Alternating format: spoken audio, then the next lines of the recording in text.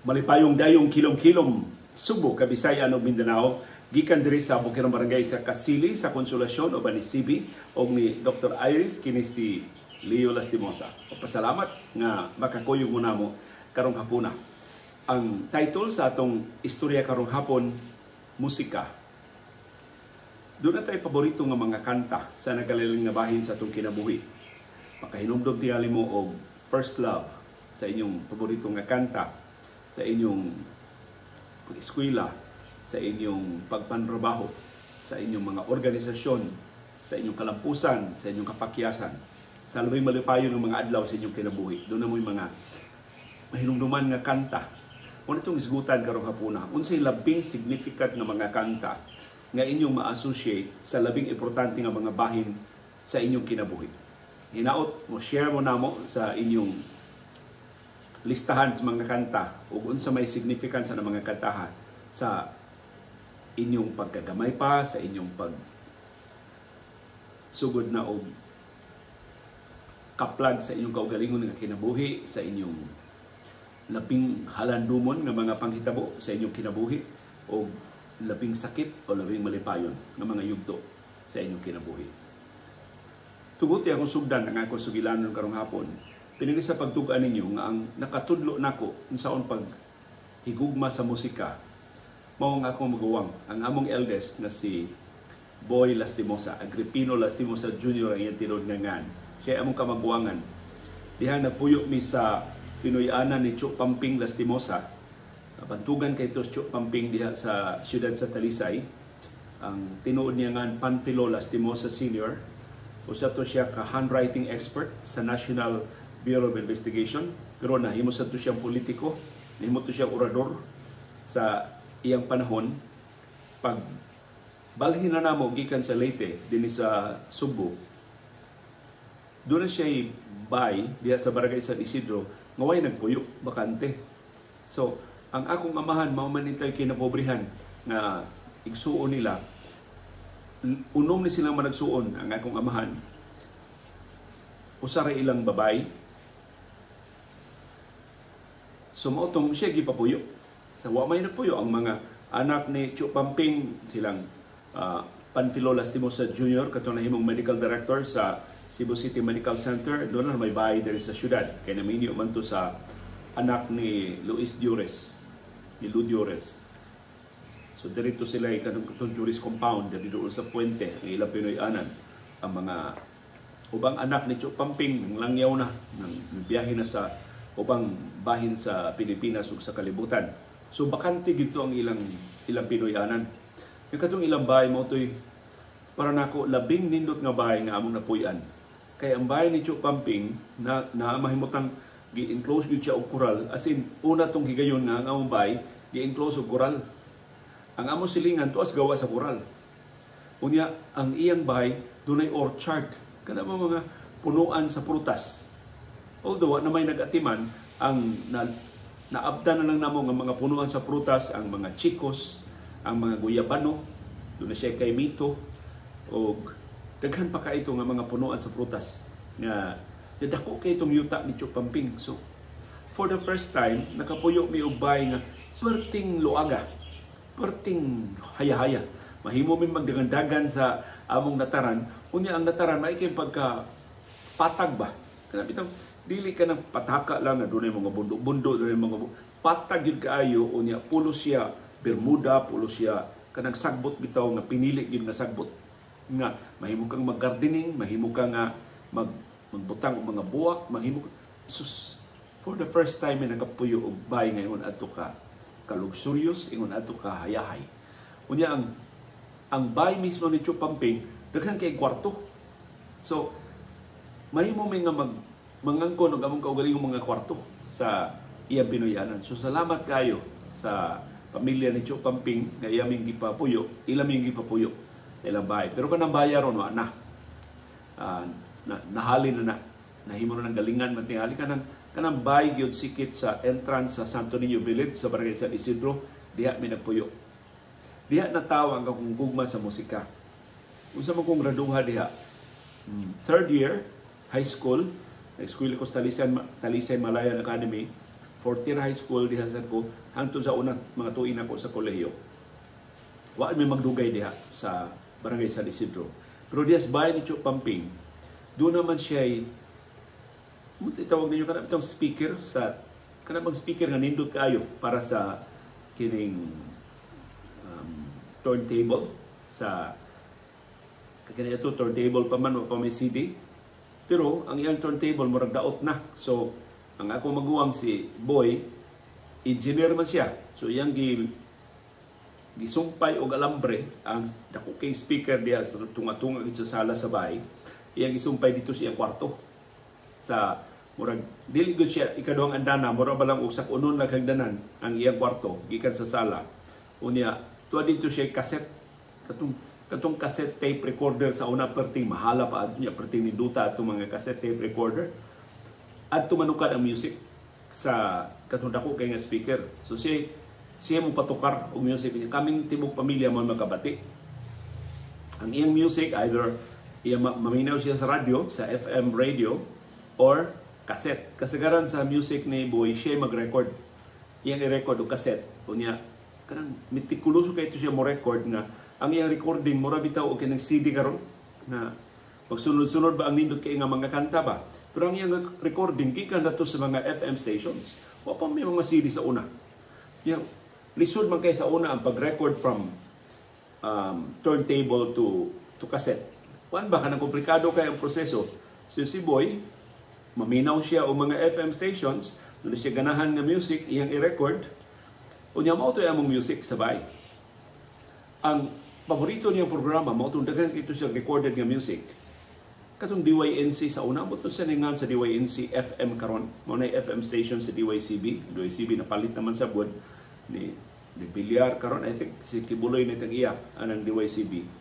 Ang FM ana DYNC do na to sila programa nga 12 to 1, alas 12 sa udto hangtod alauna sa hapon, usa ka oras na usa ka featured artist mo ilang ipatukar. So, kung daghan kay kanta ang artist, tibok oras gid siya. Panalitan Eagles, Beatles, Bee Gees, ABBA, Cascades, Carpenters, Barbara Streisand, ug uban pa nga mga major artists kana usa gid ka oras from 12 noon to 1 p.m. Unya mo break lang to og katulo man tiyali every 15 minutes ang break. So si Boy maka-record siya og sunod-sunod nga kanta nga way DJ. Kaya katong DYNC wa man to live nga DJ. Ang adlibs sa DYNC recorded nga mga time checks. So mo to paborito ng Boy nga wa bitay di parehas mga FM karon nga sapawan ang kanta og DJ. Kaya ato ay tingugay kung gusto kag live nga DJ sa una maminaw kag DYBU. Pero si Boy mo to iyang ganahan nga DYNC ug mo to'y tinubdan sa among music. So, i-feature panalitan ang Beatles. O balik usa ka oras nga Beatles niya nato siya iya mga cassette tape kasagaran C60 o doon siya mga C90 na kanang mga cassette tapes kanang major artist na gyud nga daghan na kay ubang kanta. So dito ko makasugod o paminaw sa mga kanta sa Beatles, sa mga kanta sa Eagles, mga kanta sa Queen, mga kanta sa ABBA, kanta sa Carpenters, tungod ato mga recorded music ni Boy. Unang musulti ta karon nga ang atong music, mao ang music sa atong mga ginikanan, makatuo ko ana. Kaya magkontrol sa music sa bahay ang mga papa man, ang mga maguwang man. So kitang mga manghod magsunod ta o makabati ta unsay type of music sa atong sa nag-una nato sa duyan. Kung mo ni nahitabo sa among bahay, so salamat ni Boy nakat-on ko sa pagpaminaw og music bitaw nga kay nindot mong ka itong speaker ni Chuk Pamping niya diha kaniadto I think sa karaan nga mga bahay ang radyo manggod mo is center of attention dili man TV. Wa ko kahinom doon sa bahay ni Chuk Pamping kung doon na ba siya TV set dito. Basta ang among main source of entertainment katong iya speakers ato katuog sa sala o di ang music magikan sa kwarto ni Boy pinagi siyang sa iya mga cassette tapes. Of course later on diha na ko nakahibaw unsay Beatles, unsay Bee Gees, unsay di ini sila gikan, unsay ilang kinakusgan nga mga kanta. Pero kaniya to consumer gid ko, maminaw ra gid ko unsay music o ko kahibaw unsa tuigan na record, wa ko kahibaw kun unsay significance atong mga kantaha kay Kaniadto gud may mga tayo sana sa way pagsabot ba sa lyrics. Pero dito ko unang nakabati sa Stairway to Heaven sa Led Zeppelin. Dito ko unang nakabati sa Hotel California sa The Eagles. So katong mga recorded nga music ni Boy mo to'y tinubdan sa akong kanta sa labing halanumon nga mga kanta sa akong kinabuhi. Adtong mga tuiga nga nagsugod nako og kahimatngon sa akong palibot. Of course, later on ako nahinumduman nga ako nahibawan na ang number 1 song sa pagkataon nako in 1964 is I Want to Hold Your Hand sa The Beatles. Usa nas mga kanta nga kining labing una na akong nadungog sa mga music ni Boy dito sa among Pinoyanan sa Barangay San Isidro sa siyudad na karon sa Talisay. Ang siyudad na ba sa Talisay pag murag lungsod pang Talisay pag una na puyo diha. Nasa dihang gipahibaw mi sa pamilya ni Chuk Pamping na doon na mo palit sa yuta. So kinahanglan mi nga mangita og laing Pinoyanan, mao tong akong amahan nakakita na og laing bay dili layo sa bay ni Chuk Pamping at Bang Rasadan ang bihas lang jutay sa Vergara Village diha gihapon sa Barangay San Isidro sa siyudad sa Talisay. Dito nami ni Poyo hantod nag-college nami nya diri nami namuyo sa siyudad, boarding house nami diri sa siyudad kaming managsuon. Pero mautoy sinugdanan sa akong consciousness sa music. Nagkasalamat ni Boy Lastimosa na karon iya tibok pamilya na sa Hong Kong na napuyo sa Hong Kong. Siya man trabaho diha. And I think anha na lang sa mo retire si Boy sa Hong Kong. Madayon bang ilang plano nga hindi human niya retire. Mabalhin na sila upuyo diri sa palit na silang bahay aron puyo na sila dinhi sa ato sa Subo. Pero kung mausab ang hunahuna ni Boy tungod sa mga paghitabo sa atong nasod karon, di ko makabasol niya kundi siya mo dayon og retire dinhi sa Subo. Kung tutunan sa mga kaila sa Hong Kong nga kaniadto ganahan kay silang Hong Kong, so nagpa-change gyud sila og citizenship. Ilang gi-renounce ang ilang Filipino citizenship kay di man mosugot ang Hong Kong og dual citizenship. Gigakos gyud nila ang Chinese citizenship sa mga citizen na sila karon sa China kay mas daghan man sila mga katungod. Sus, pagsugod sa repression sa Hong Kong, gihigpitan pag-ayo ang mga kagawasan sa Hong Kong, ang mga musukwahi sa opisyal nga linyas propaganda sa Beijing, pamprisuhon diya sa Hong Kong. Wa na karon, nagmahay na sila. Ngano nga ilang gi-renounce ang ilang Filipino citizenship, ang ilang mga anak nag-ihay na og pili. Doon na nipili adto na manimuyo sa Australia, doon ay adto na manimuyo sa New Zealand, adto na manimuyo sa US, sa Canada, kay di na sila ganahan sa buong Hong Kong tungod sa limitasyon sa kagawasan sa pagpadayag o sa panginabuhi diha sa Hong Kong. Ang una na kong explore na sa akong kaugalingon nga type of music. Sa kang panahon pa ni Boy, ang OPM sad. So katong mga music sa nilang Haji Alejandro, ang music sa Hotdog, ang music sa Cinderella, ang music ni Freddie Aguilar, ang music ni Ryan Cayabyab, ni Basil Valdez, ni Anthony Castelo. Mabatian sa tunamo dito sa collection ni Boy. So, kwanto kang Boy, sagol to langyaw nga music o original Filipino music. Kaya dako man sa kayo ang OPM ni atong higayuna.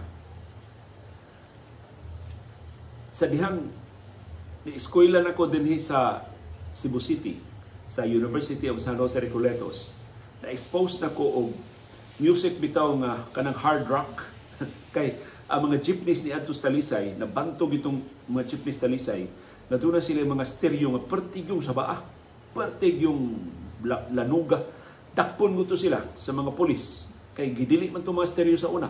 Pero kanang mga stereo sa Talisay, kanto bitong gagmay kaayo nga mga stereo nga Pioneer or kadtong Aiwa o kadtong unsa pa ubang mga brands nga ila itong ipamasok sa suok-suok sa jeepney, pero doon na mga alambre, wa na gani pulis, ipatukar nila haskang lingawan na mga estudyante nga mo sakay. So dito ka kita kung sus kalayo ra ni speaker Joe Pamping, ang speaker Joe Pamping kalma ba lang, pero kadto kanabang dabudabuhan na imong dughan sa kagahob gyud sa musika. So ang among paboritong kanta sakay na mong jeepney kadtong Always Somewhere sa Scorpions, ang Dust in the Wind, ang of course Stairway to Heaven, ang Hotel California, mao mo mga nindot kayong tukaron bitaw nga kanang tagubtub kayo ang speaker sa music. Unya Sampaguita, katong mga kantang Sampaguita, Anak, may gito paminawon sa pero kasagaran atong mga jeepneys kana yung tagubtub kayo, kana bang gahub gyud kayo ba? Where Are You Now sa Nazareth, kadtong mga hits, mga rock songs sa 70s o sa early 80s. Mao to'y ni dominar. Every Breath You Take sa Police, ang mga kanta ni David Bowie, ang uban pa nga mga kanta nga i-feature. Pero kasagaran kadtong yung ang labing hit gyud katong Scorpions, as kanilingam kanta na Scorpions sa una. Diyan daghan ito sila mga hits sa una nitong panahon. So mo na ako mahinumduman ng mga kanta sa pag-eskwela may gikan kog Talisay, diri ko eskwela sa University of San Jose Recoletos. Karon pa ko nahibaw ron bag-o nga si classmate Yul Julia sa iya pag-eskwela mo sayo siya og atang og jeep. Kay mangita siya paboritong jeep nga kana. Namo gyud mga jeep sa una nga nindot yung kay sound. Nasi mga jeep sa nga sa lataha, bisan maayo ba. Pero kasagaras jeep Talisay sa una sim, pas kang nindutan gid og sound. So si classmate Yul malate ko siya kay wa di pa man maabot iya paborito nga jeepney. Iya man gyud paaboton tungod sa music. So inani mi ka-attach sa music sa una. And I'm sure kamo doon na sa mga inyong kaugaling attachment sa music. So magsugin lanay ta kung sino yung paborito ng mga kanta. Usa sa akong paborito kay nga radio program sa una, sa dihang nagsugod ako in love sa radio. Di pa ko broadcaster, maminaw pa ko sa radyo. Ang akong paborito nga DJ sa una, AM man kasagaran namong mapaminawan dito sa Talisay, kato si Jerry Wonder sa DYRC. Ang labing popular na radio program ni adto katong DYRC Listens to You. Kay ang unique nga format ato mga programa, mutawag ka unya si Jerry Wonder, sexy man kaytong tingog, makikito siya mo in English, iya kang istoryahon. So ang kasagaran ni taong mga babae, makilig kaayo makikistorya ni Jerry Wonder. Unya at the end of your conversation, pangutanon kaniya sa imong request.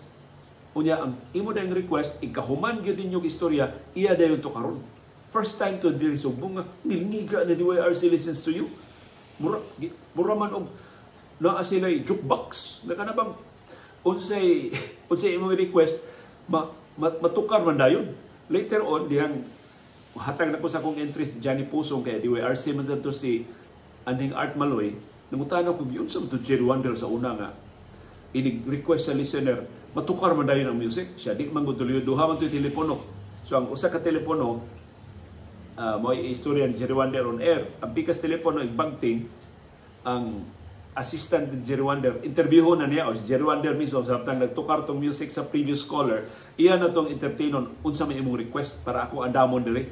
Ya katong left suit sa announces booth sa DYRC, nato sila kuan man to mga long playing albums kasagaran.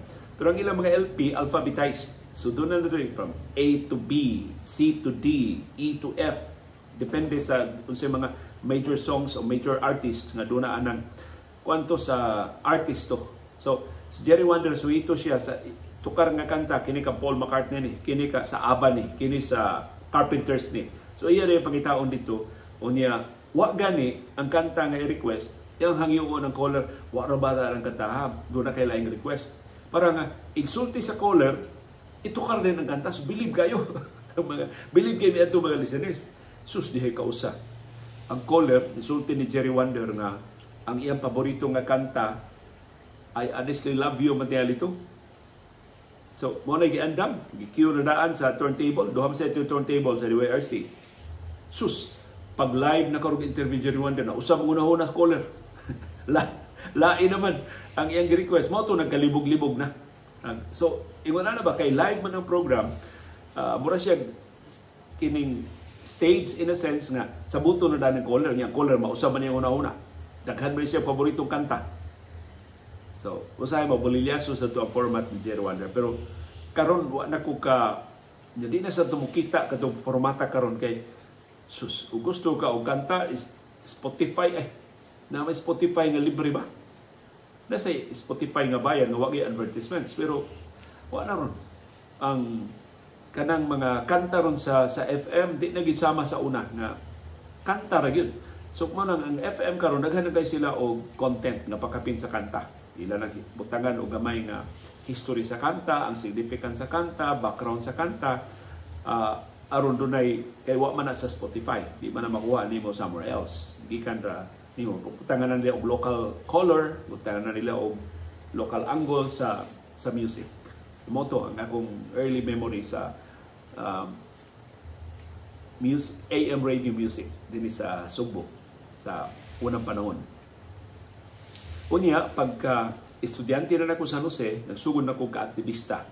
So, ang amo yung paborito mga kanta ni ato katong sa Asin. Katong masdan mo ang kapaligiran sa Asin. Katong tuldok, magnanakaw, o uban pa mga kanta sa Asin. Sus, haom kay itong mga kanta sa Asin sa mga kausa ng mga aktivista sa una.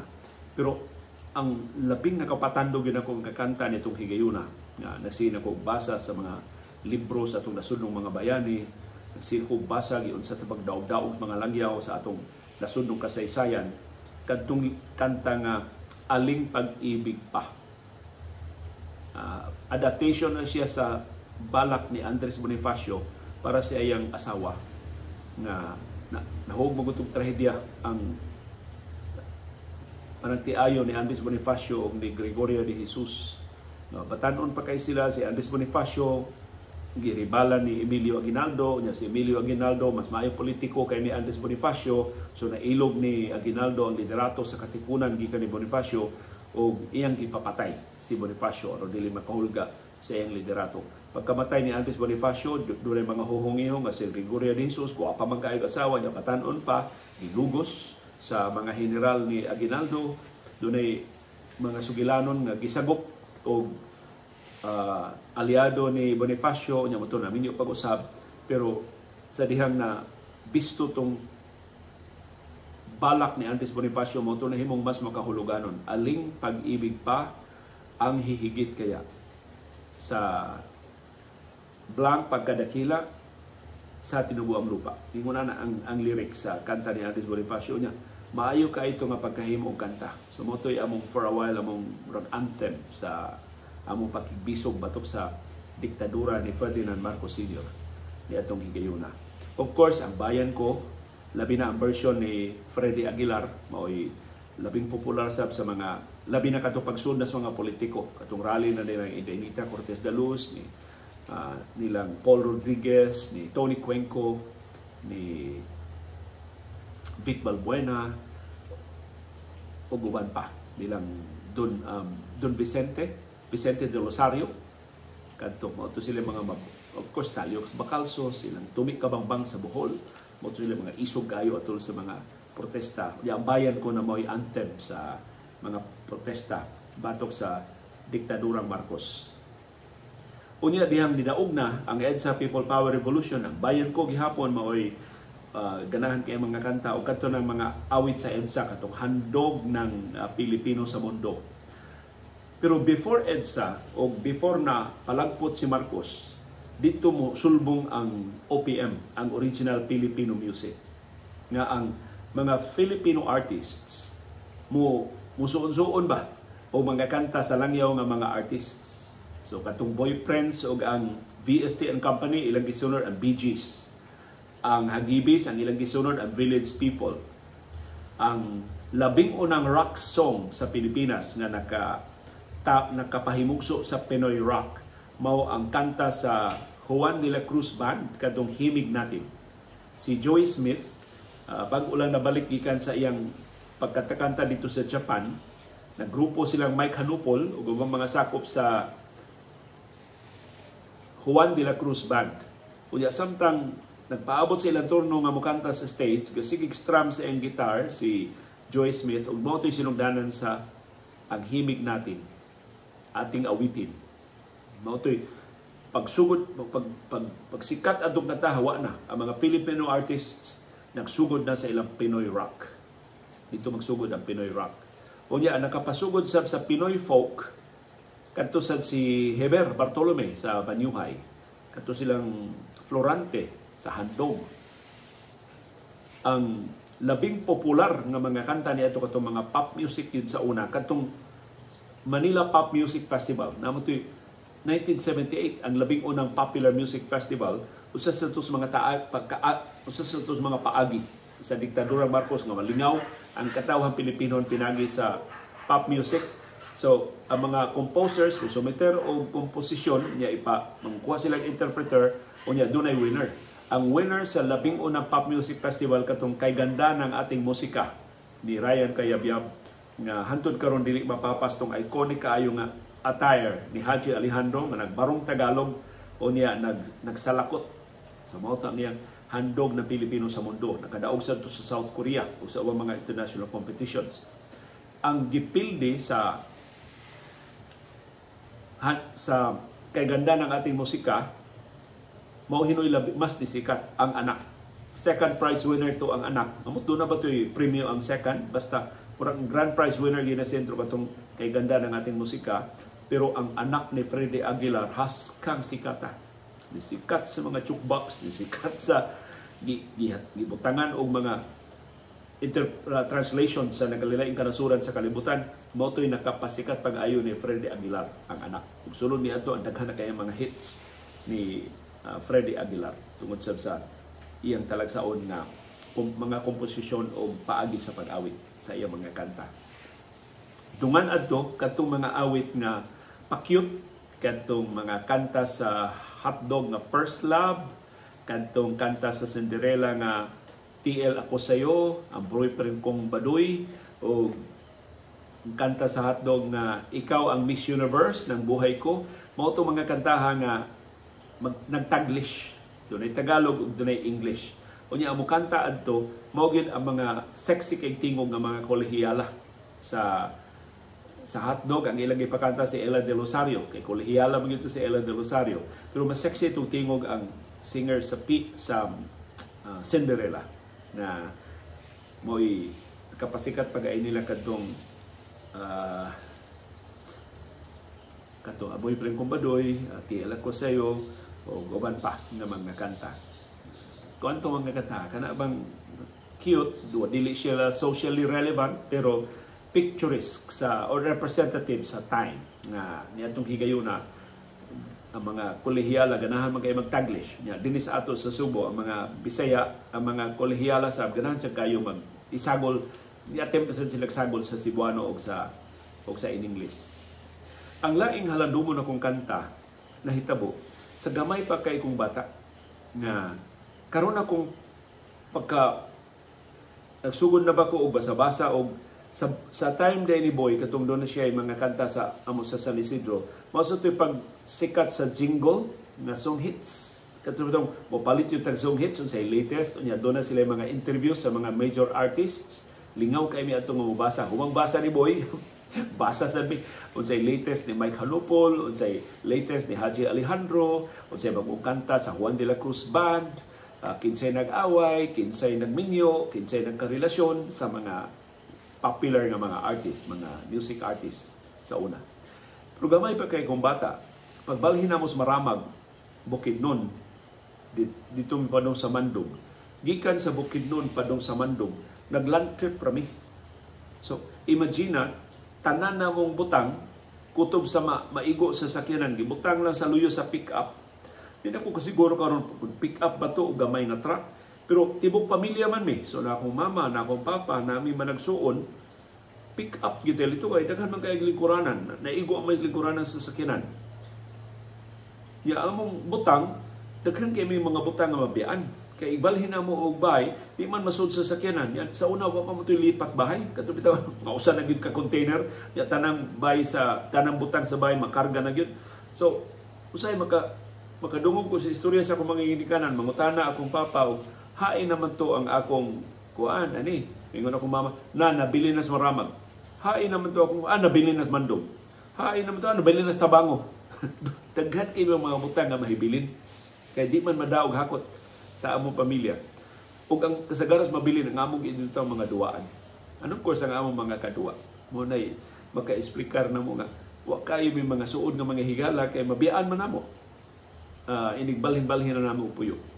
Pero di gyud ako malimtan kini mga kanta sa Bee Gees, katong ilang dili katong kanta nga disco, katong ilang kanta nga holiday, katong 1st of May, katong bitong mga kuan pa sila tingog, dili pa kayo falsetto ang ilang tingog, kung I started a joke. Ngano man, kay mao nang kantaha ang gitukar sa radio station nga among gipaminaw sa dihang ni Cross mediha sa suba sa Agusan. Kadlawon dako mediha ni Cross murag nag-abot mi og pension house, naabtan mi gabi gikas Bukidnon, naabtan mi gabi diha matili sa Cagayan ba or asa nang napita Cagayan de Oro. Dito mi pension house, dito mi nangatog, unya gipukaw mi og sayo mga alas 4, wa pa alas 4 sa kadlawon gipukaw na mi kay aron di may mainitan sa daan.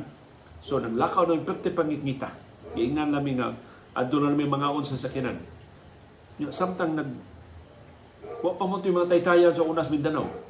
Sumusubay mi sa sapa. Unya katong mga sapa gud sa nahibaw bagkas sapa mo kalit lang baha. So gikuyawon pa mi masus tunga-tunga sa sapa ug baha asa man may babanlas. Dili mi suhito. Kay di man kakadadlaw mi biyahe gud gikas Bukidnon padung sa Davao. Pero samtang naglawig mi, samtang nag-ubog among sakyanan sa lawom nga bahin sa sapa, kana mo gitukar ang mga kanta sa Bee Gees. Mo nang iligtukar ang mga kanta makahinumdum jud ko sa kangiob sa among palibot, sa katugnaw namo kay kadlawon dako. Unya sa among kahadlok na tingali kon mabanlas mi sa suba kun simba ko dun kalit lang nga baha. Sa pagtabok dili sayon ang mga memories anang kataha sa Bee Gees. So mas ganahan mo minaw sa mga karaan nga kanta sa Bee Gees kaysa kato ila ng sikat na sila kaayo sa ilang mga disco songs sa Bee Gees. Mauna ang akong mga labing halandumon nga mga awit sa akong gipugutan na si Iris unsay iyang labing halandumong awit. Ang iyang gitugan ako ang iyang kinaheitan na awit. Kinis Iris doon na siya amiga nga Peace Corps volunteer.